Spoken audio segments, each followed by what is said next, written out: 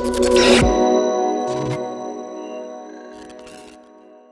Guys, welcome to common man review. ఈరోజు మన మాస్కా Das Vishwaksen act చేసిన గ్యాంగ్స్ ఆఫ్ గోదావరి మూవీ గురించి మాట్లాడుకుందాం. ఈ మూవీ వచ్చేసరికి ఏలూరు మరియు గోదావరి మధ్య లంక గ్రామంలో జరిగే కథ.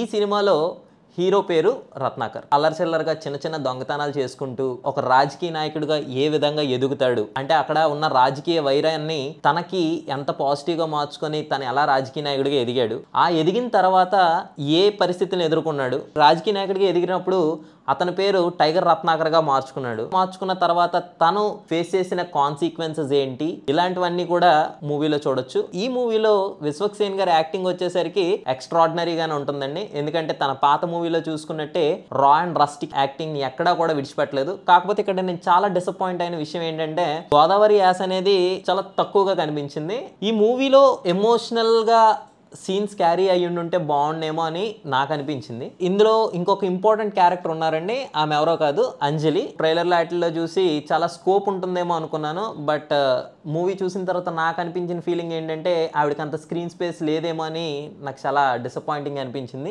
ఇకపోతే మన హీరోయిన్ నేహా శెట్టి, తన యాక్టింగ్ ప్రీవియస్ మూవీస్ తో కంపేర్ చేస్తే ఇందులో కొంచెం బెటర్, బట్ కాకపోతే తనకి అంత ఎమోషనల్ టచ్ అనేది ఇంకా రాలేదేమో అని నా పర్సనల్ ఒపీనియన్. అంటే మూవీకి కొంచెం ఆ బూస్టప్ అనేది క్రియేట్ అయ్యింది అంటే మన యువన్ శంకర్ రాజా గారు బ్యాక్గ్రౌండ్ మ్యూజిక్ వల్లనే చెప్పుకోవచ్చు.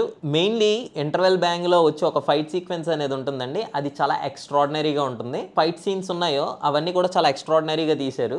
కొన్ని చోట్ల రంగస్థలం దగ్గరగా ఉన్నదేమో అనేలా అనిపించింది. యాక్టర్స్ పరంగా అంతా కూడా చాలా బాగుంది. విలన్ క్యారెక్టర్ ని ఇంకొంచెం అగ్రెసివ్ గా ఉంటే బాగుండేమో అనిపించింది. మన నాజర్ గారు కావచ్చు, లేదంటే హైపర్ ఆది కావచ్చు, గోపన్న గారు కావచ్చు, వీళ్ళందరూ వాళ్ళకి ఇచ్చిన క్యారెక్టర్స్ ని 100% న్యాయం చేశారు. బట్ ఒక కైండ్ ఆఫ్ ఎమోషన్ అనేది ఎక్కడో మిస్ అయిందని నాకు అనిపించింది. గ్యాంగ్స్ ఆఫ్ గోదావరి అనేసరికి ఒక హైప్, ఒక ఎక్స్పెక్టేషన్ తో వెళ్ళే ఏ ఆడియన్స్ కైనా సరే చిన్న డిసప్పాయింట్మెంట్ అనేది ఉంటుంది. మాస్కా దాస్ విశ్వక్సేన్ యాక్టింగ్ చూడాలనుకుంటే మాత్రం ఖచ్చితంగా మూవీకి వెళ్ళొచ్చు. స్టార్టింగ్ నుండి ఎండింగ్ వరకు తన క్యారెక్టరైజేషన్ ఎక్కడా కూడా మిస్ అవ్వకుండా దాన్ని అలానే హోల్డ్ చేసుకుంటూ చాలా బాగా యాక్ట్ చేశాడు.